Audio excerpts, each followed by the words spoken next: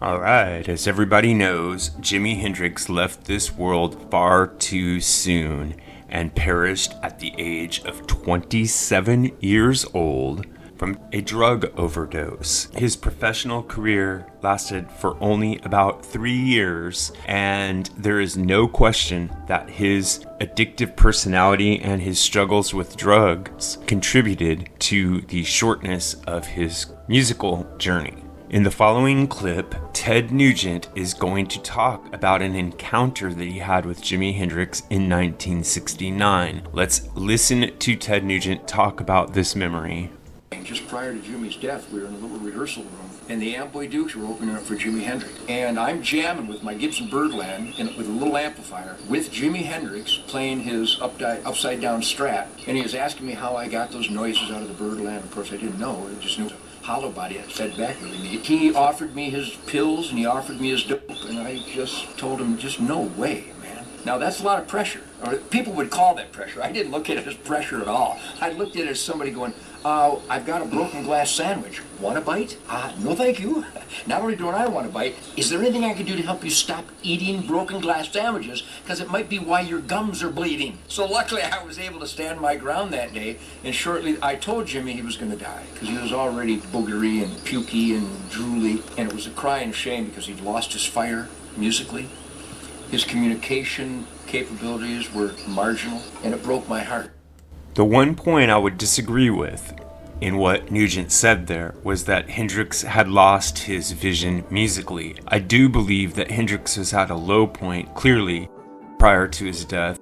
He was in financial difficulties. He had many personal issues. He had serious problems with drugs and alcohol and other addictions, including his addictions to women, and in particular, certain women.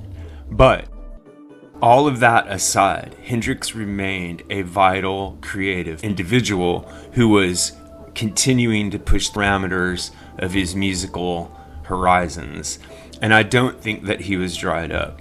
I do think that he would have recovered and gone on to continue to create music, although I don't think he would have continued to make music similar to the blues-based and pop-based music that he had done in the past. And I have a video on what I think Hendrix might have done had he lived. Now, I think one of the really significant things that Nugent points out in that statement is how Hendrix offered him his stash of drugs. And this shows you how much of a common social practice it was in the 60s to just share drugs with people the way that you might offer someone a sandwich. I think that it's hard for many of us to understand the cultural significance of drugs in the 60s because we weren't there, we weren't working in the music industry. But if you were like Hendrix, spending most of your life in London and New York and going around the world traveling with a high-profile rock band at the time, people would have been offering you drugs literally around every corner.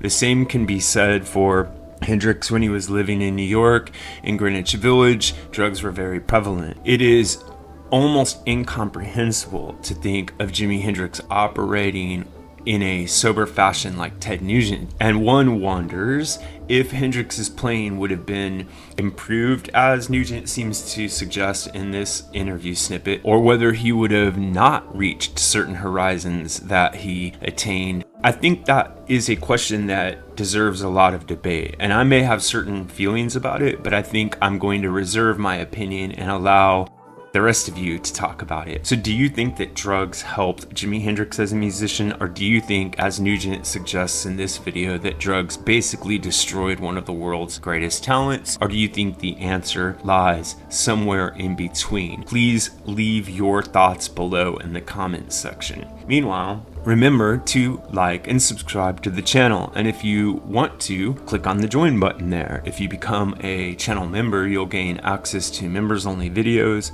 polls, badges, and other cool content you can see when you click the button. You can also help out the channel by clicking on the Buy Me a Coffee link, going to the Buy Me a Coffee site, and leaving a donation. Every little bit helps this channel stay strong. Thanks a lot.